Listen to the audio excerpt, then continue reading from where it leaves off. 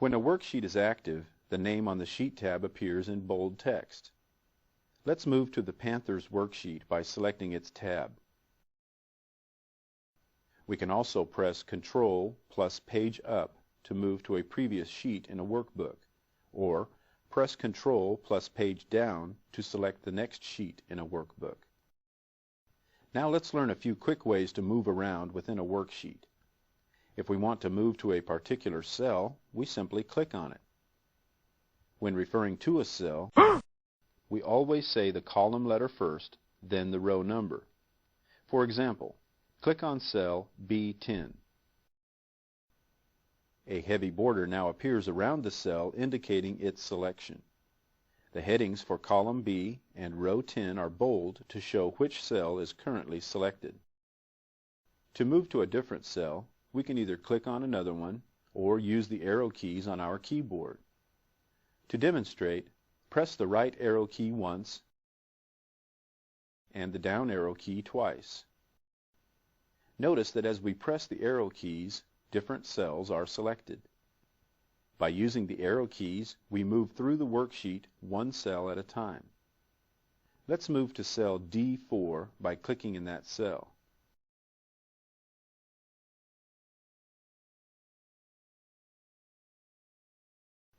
Now press the Home key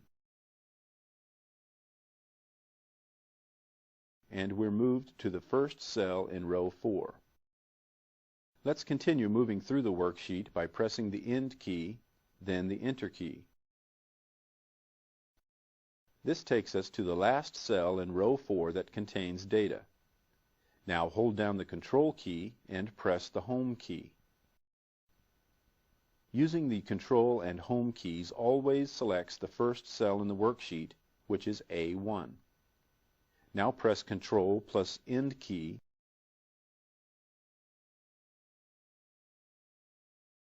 and it takes us to the last cell of the worksheet.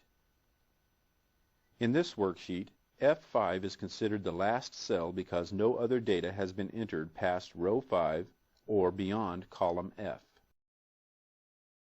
If we are working with a large worksheet, we can use the Page Down key to move down one screen and see any data that might be contained in other rows. Go ahead and press the Page Down key 3 times. The Page Up key allows us to move up the worksheet one screen at a time.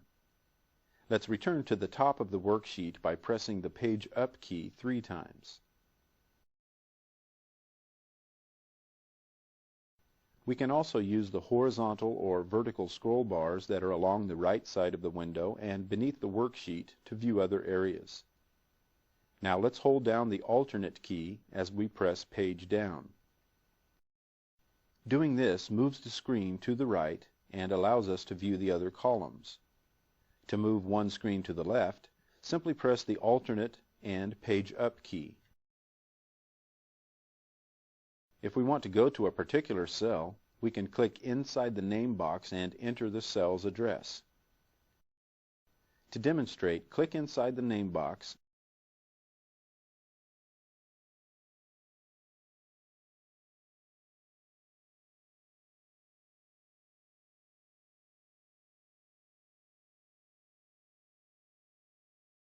and type Z79. Now press Enter to go to this location in the worksheet and select cell Z79. Let's return to the beginning of this worksheet by pressing Control plus Home.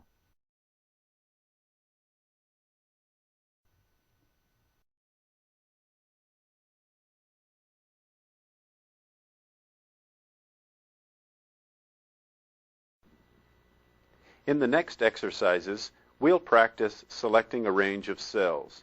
Anytime we select an area that consists of 2 or more cells, it's called a range. We'll begin by selecting a range of cells using the mouse. This will involve holding down the left mouse button as we drag over the cells we want to highlight. Let's click on cell B3, then drag the mouse to cell F5. We release the mouse and the range of cells from B3 to F5 is now selected. Any changes we may decide to make, such as modifying the font style or number format, will only affect this range of cells. We'll learn about formatting data later, so let's continue with our selecting exercises. To deselect the cells and remove the highlight, we'll simply click on any cell.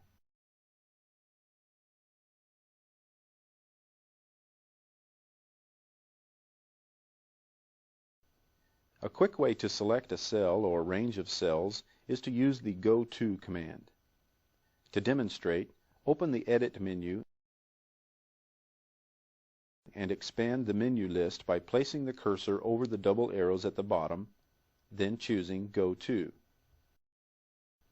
Inside the Go To dialog box, enter the address for the cell or range of cells we want to select in the reference line. Type A1:F12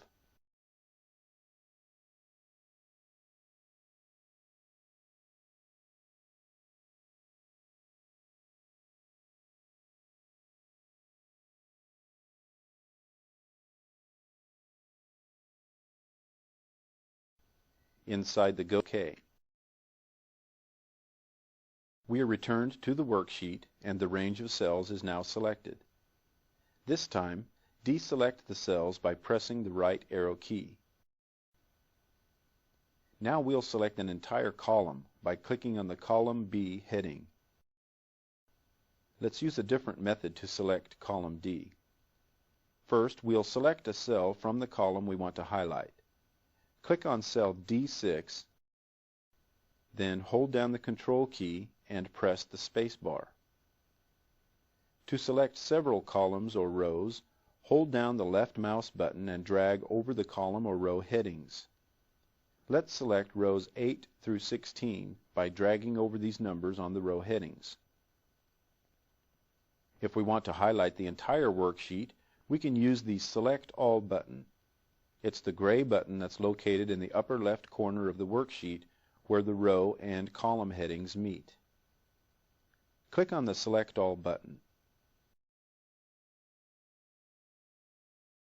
Now deselect the worksheet by clicking on any cell.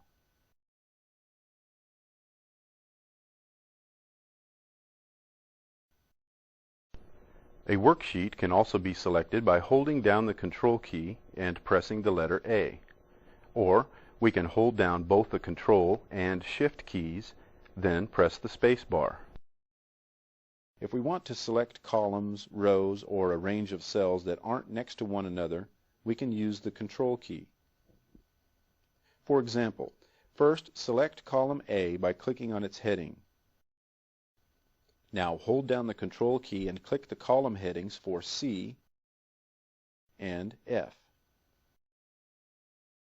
All three columns are now selected. To select cells, columns, or rows that are next to each other, we can use the Shift key. For example, to select columns A through G, click the column A heading, then hold down the Shift key and click the heading for column G.